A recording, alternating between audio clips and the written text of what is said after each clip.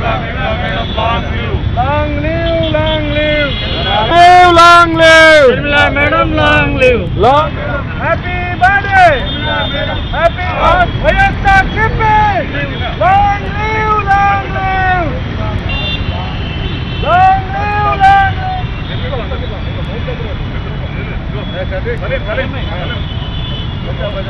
YS Rajasekhara Reddy గారి కూతురు జగన్మోహన్ రెడ్డి గారి సోదరి వైఎస్ షర్మిల గారి 44వ సంవత్సర జన్మదిన వేడుకలు కరీంనగర్ పట్టణంలో ఘనంగా నిర్వహించడం జరుగుతూ ఉంది.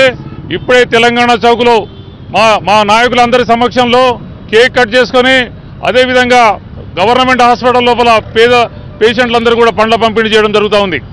ముఖ్యంగా షర్మిలమ్మ గారికి జన్మదిన శుభాకాంక్షలు తెలియజేస్తూ రాబోయే రోజుల్లో తెలంగాణలో ఉండేటువంటి వైఎస్ఆర్సీపీకి మీరు నాయకత్వం వహించాలని చెప్పి ప్రతి కార్యకర్త కూడా కోరుకుంటా ఉన్నారు.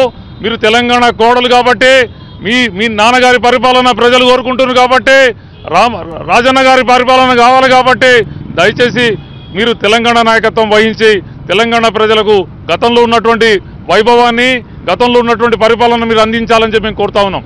రెండో విషయం, షర్మిలమ్మ గారు 2014 ఎన్నికల కంటే ముందు దాదాపు 3000 కిలోమీటర్లు మొత్తం ఉమ్మడి రాష్ట్రంలో మొత్తం పాదయాత్ర చేసి తన తండ్రిని మించినటువంటి తనయురాలని చెప్పి చెప్పుకోవడం జరిగింది.